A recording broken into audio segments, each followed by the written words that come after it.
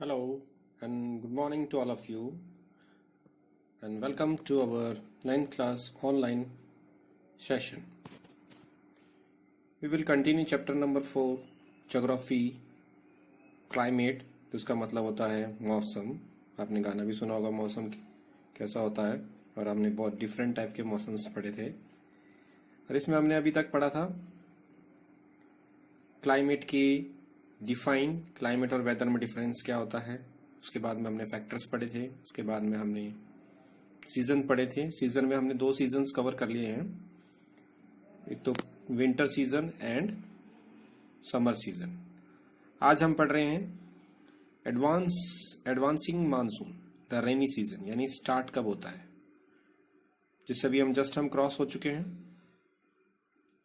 तो हम जो भी चीज पढ़ रहे हैं उसको थोड़ा सा आसपास से हम प्रैक्टिकली इसको ऑब्जर्व करें, ताकि वो हमें ज़्यादा याद हो सके, हमारी मेमोरी में याद रहे।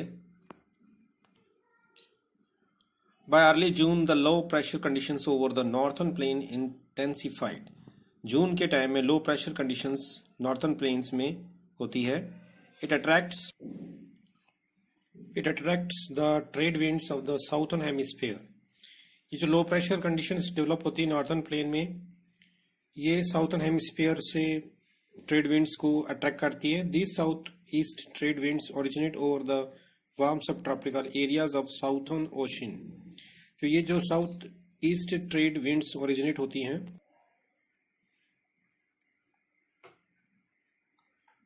तो अभी हमने पढ़ा इसमें कि जो साउथ ईस्ट ट्रेड विंड्स होती हैं ओरिजिनेट होती हैं warm subtropical areas of the southern oceans में।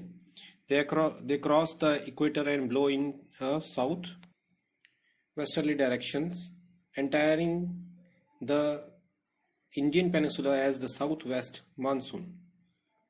तो ये वेस्टर्न डायरेक्शंस में होती हुई इंडियन पेनिसुलर की तरफ मुड़ती है और एज साउथ वेस्ट मानसून की तरह एंटर करती हैं। As these winds blow over warm oceans, they bring abundant moisture to the subcontinent. जैसे कि ये विंड्स ओशन के ऊपर से निकलती हैं, तो ये गर्म हवा होती है, तो इनके अंदर मॉइस्चर हो जाता है बहुत सारा, और सब कॉन्टिनेंट्स में ये लेके आती हैं। These winds are strong and blow at an average velocity of 30 kilometre per hour. ये विंड्स जो हैं स्ट्रांग होती हैं और ये बहती हैं, इनका average speed 30 kilometre per hour होता है। With the exceptions of the extreme northwest, ये extreme northwest की तरफ जाती हैं। The monsoon winds, with the exceptions of the extreme northwest, the monsoon winds cover the country in about a month. ये जो winds होती हैं अपने साथ में extreme northwest की तरफ चलती हैं और ये एक मंथ में पूरे कंट्री को कवर कर लेती हैं। The inflow of the southwest monsoon into India brings about a total change in the weather. जो ये साउथ वेस्ट मानसून्स बहते हैं, India brings about a total change in the weather. इससे पूरा जो इंडिया का वेदर होता है वो चेंज हो जाता है। Early in the season, the windward side of the Western Ghat receive very heavy rainfall. Starting के समय में सीजन के विंडवर्ड साइड की तरफ वेस्टर्न घाट के ये हैवी रेनफॉल महसूस करते हैं। मोर देन 250 सेंटीमीटर, यहाँ बारिश होती है 250 सेंटीमीटर तक। The Deccan plateau and part of Madhya Pradesh also receive some amount of rain in spite of flying in the rain shadow area. जो डेक्कन प्लेटू होता है उसके जो पार्ट है मध्य प्रदेश का, वो also receive some amount of rain, वहां पर थोड़ी बारिश होती है, और spite of flying in the rain shadow area, और ये रेन शेडो एरिया में जो रहते हैं उनके कंपेरेटिव में यहाँ बारिश होती है। The maximum rainfall of this season is received in the north eastern part of the country. जो ज़्यादा बारिश होती है इस सीजन की वो नॉर्थ ईस्टर्न पार्ट में ज़्यादा होती है। मौसिनग्राम in the southern range of the Khasi hills receive the highest average rainfall in the world. Mawsynram place जो है ये साउथर्न रेंज में काशी हिल्स के, ये बहुत ज़्यादा एवरेज रेनफॉल गेन करता है पूरे वर्ल्ड में। तो ये हाईएस्ट रेनफॉल गेन करने वाला एरिया है। Rainfall in the Ganga valley decreases from the east to west. Ganga valley में अगर हम रेनफॉल को कंपेयर करें तो ये ईस्ट से वेस्ट की तरफ जाते हुए ये कम होती जाती है। Rajasthan and parts of the Gujarat get scanty rainfall. Rajasthan और कुछ पार्ट गुजरात का यहाँ पर बारिश थोड़ी कम होती है। Another phenomenon associated with the monsoon is its tendency to have break in rainfall. एक और इसका एक फेनोमिनन है जो कि लिंक करता है मानसून के टेंडेंसी की। ब्रेक कैसे होता है ये rainfall. Thus it has wet and dry spell. In other words, the monsoon rain take place only for few days at a time. इसका मतलब ये है कि जो गीली और बारिश होती है, इन अदर वर्ड्स, दूसरे वर्ड शब्दों में हम कहें, monsoon rain takes place only for a few days at a time. Monsoon rain कुछ ही दिनों तक और एक ही समय में होती है। They are interspersed with rainless intervals, और ये धीरे धीरे फैलती है और रेनलेस इंटरवल्स के through. These breaks is monsoons are related to the movement of the monsoon trough. तो ये जो ब्रेक्स आते हैं मानसून में, ये बताते हैं कि जो ट्रफ है, यानी जैसे जो एरिया बनता है प्रेशर का, वो कैसे शिफ्ट हो रहा है, कैसे मूवमेंट कर रहा है, उसके ऊपर डिपेंड करता है। For various reasons the trough and its axis keep on moving northward और साउथवर्ड। और ये उसके बहुत सारे रीजंस है ट्रफ के एक्सेस के, जो कि मूविंग करते हैं नॉर्थवर्ड और southward, which determine the special distribution of rainfall. जो ये तय करते हैं कि रेनफॉल का जो डिस्ट्रीब्यूशन है वो कैसे होगा। When the axis of the monsoon trough lies over the plain, rainfall is good in this part. जब तक एक्सिस पे मानसून ट्रफ रहता है तो वहां प्लेन में, तो वहां बारिश अच्छी होती है। On the other hand, whenever the axis shift closer to the Himalayas, दूसरी तरफ हम देखें कि जब एक्सिस शिफ्ट हो जाता है हिमालय के पास में, there are longer dry spell in the plain and widespread rains occur in the mountainous catchment area of the Himalayan rivers. तो इससे क्या जाता है कि जो प्लेन एरिया होता है वो ड्राई हो जाता है और हिमालयन के आसपास वहां पर कैचमेंट एरियाज में अच्छी बारिश होती है। These heavy rains bring in their wake devastating floods causing damages to life and property in the plain. तो ये जो हवा, जो रेन है, बहुत ही ज़्यादा बहती है और ये बहुत सारा तूफान लेके आती है, बाढ़ लेके आती है, और इससे बहुत सारे डैमेज होते हैं लाइफ को भी और प्रॉपर्टी को भी प्लेन एरियाज में। The frequency and intensity of the tropical depression to determine the amount and duration of the monsoon rain. जो frequent intensity होती है ट्रॉपिकल डिप्रेशन से, वो डिटरमाइन करती है, तय करती है कि कितने अमाउंट में बारिश होगी और उसका टाइम पीरियड कितना रहेगा। These depressions form at the head of the Bay of Bengal and cross over the mainland. तो ये जो डिप्रेशन होता है ये बे ऑफ बंगाल में बनता है और ये क्रॉस होता हुआ मेनलैंड की तरफ बढ़ता है। The depression flow the axis of the monsoon.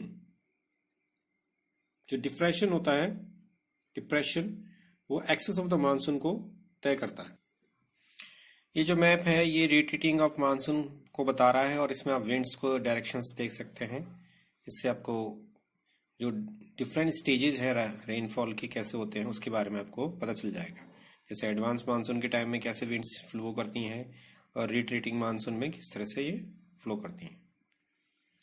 Trough of low pressure. The monsoon is known for its uncertainty. Trough of pressures है लो प्रेशर्स का, और मानसून बताता है अनसर्टेनिटीज का। पता है आपको कैसे उसका मीनिंग होता है कि कोई निश्चित नहीं होता, मानी मानसून अनिश्चित का खेल है, क्योंकि हम कह नहीं सकते कि मानसून बहुत अच्छा होगा, और तो ये कोई फिक्स नहीं होता कि इस बार बारिश अच्छी होगी, इस बार मानसून अच्छा होगा। जैसे अभी हम कह सकते हैं कि अभी जो बारिश हुई है थोड़ा कम हुई है हमारे यहाँ, इतनी अच्छी नहीं हुई है जितना हम अंदाजा लगा रहे थे कि अच्छी बारिश होगी। The alternation of the dry and wet spell vary in intensity. Alternation of dry and wet spell vary in intensity. तो इसकी जो ड्राइनेस है और वेट होने का है वो इंटेंसिटी डिफरेंट होती है। फ्रीक्वेंसी एंड ड्यूरेशन, उसकी फ्रीक्वेंसी यानी कितनी होगी और ड्यूरेशन यानी कितने टाइम तक होगी ये भी डिफरेंट होता है। While it causes heavy flood in one part, कहीं पर ये बहुत ज़्यादा बारिश करता है। It may be responsible for drought in the others, और कहीं कहीं पर ये बिल्कुल सूखा कर देता है। It is often irregular in its arrival, ये बिल्कुल ही नियमित नहीं होता, रेगुलर नहीं होता। जैसे हम कह सकते हैं हर दिन हर टाइम हम फिक्स मान लें कि बारिश इसी तरह से होगी, मानसून इसी समय आएगा, तो उसका हम कुछ फिक्स नहीं कह सकते कि कब होगा। और बारिश कोई फिक्स नहीं होती कि कितनी होगी, कम होगी, ज़्यादा होगी, कुछ हम कह नहीं सकते। जैसे अभी हमने बताया था पहले, मानसून विभाग ने कहा था कि बारिश अच्छी होगी, लेकिन इतनी अच्छी नहीं हुई। It's arrival and it's retreat, ये कब आती है और कब जाती है इसका भी हम कुछ कह नहीं सकते। Hence it sometimes disturb the farming schedule of millions of farmers all over the country. इसके वजह से क्या होता है कि जो किसान होते हैं उनका शेड्यूल बिगड़ जाता है, यानी फार्मर्स अपनी फसलें उगा देते हैं। आप कई बार देखते हैं, जैसे अभी भी आपने देखा था, स्टार्टिंग में किसानों ने खेती को तैयार कर दिया था और मानसून का वेट कर रहे थे, इंतजार कर रहे थे, तो मानसून थोड़ा लेट आया और फसलें अच्छी तरह से बड़ी नहीं हुई, पानी उनको अच्छा नहीं मिला, बारिश इतनी अच्छी नहीं हुई, तो फसलें अच्छी नहीं हुई और वो सूख गई हैं। तो इस तरह से अनसर्टेनिटी रहता है। और हम नेक्स्ट वीडियो में पढ़ेंगे retreating monsoon. Let's see some questions. First question is, most part of the India remain dry during winters, give reason. Winter के टाइम में अधिकतर जो पार्ट होता है वो ड्राई रह जाता है, उसका क्या रीजन है? During this season the north east trade winds prevail over the country. तो इस सीजन में क्या होता है कि जो नॉर्थ ईस्ट ट्रेड विंड्स होती हैं वो कंट्री से हट रही होती हैं। They blow from land to sea, ये लैंड से जमीन समुद्र की तरफ चलती हैं। Hence winter for most part of the country, और ये सर्दी में ऐसा होता है, इट इज ड्राई सीजन, इसीलिए इसे ड्राई सीजन कहते हैं। Name the wind from which the Tamil Nadu coast receive winter rainfall। अब उस विंड का नाम बताइए जिससे तमिलनाडु में विंटर के टाइम में बारिश होती है। जैसे अभी अक्टूबर नवंबर चलेगा तो उसमें बारिश का आप देखेंगे ना कि तमिलनाडु में बारिश हुई है। North east monsoon which reach there after passing over the bay of Bengal.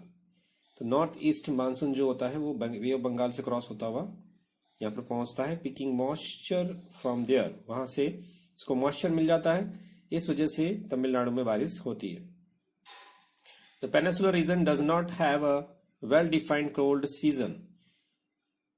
Peninsular region does not have a well defined cold season, give reason.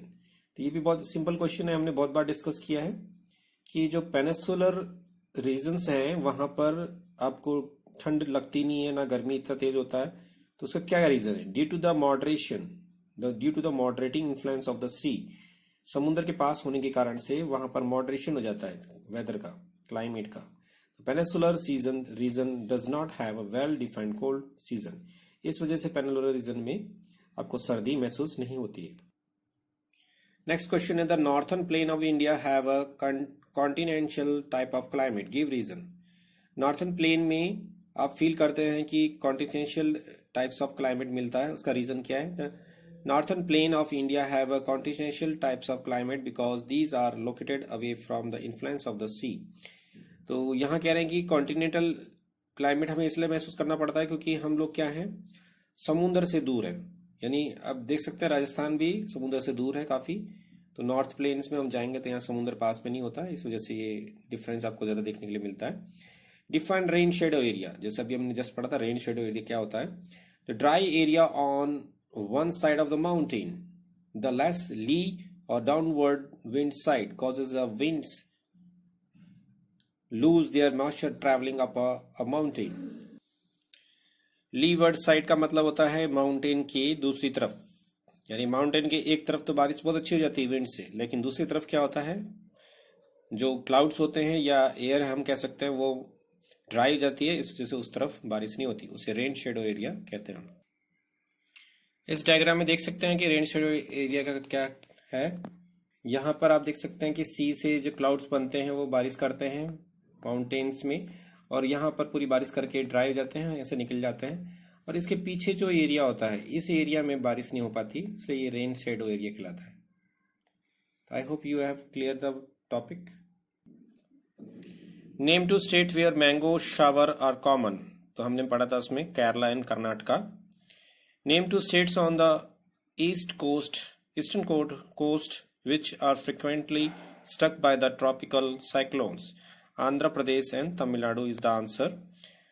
What is Lu? Lu भी पढ़ा था हमने. These are the strong, gusty, hot, dry winds blowing during the day over the north and northern western part of India. It is local winds which is hot and dry. ये local winds हैं और काफ़ी गर्म हवाएं हैं. आप देख सकते हैं गर्मी में मई के दिन में, मई के महीने में, जून मई में काफ़ी बहती है और लोग कहते हैं हमें लू लग गई है. सुनने के लिए कॉमन बात है. So students, this is the end of my video. I hope you all are making notes properly and doing your study properly. And I pray to God you have to learn more from this chapter. It is a very practical chapter. So God bless you and bye.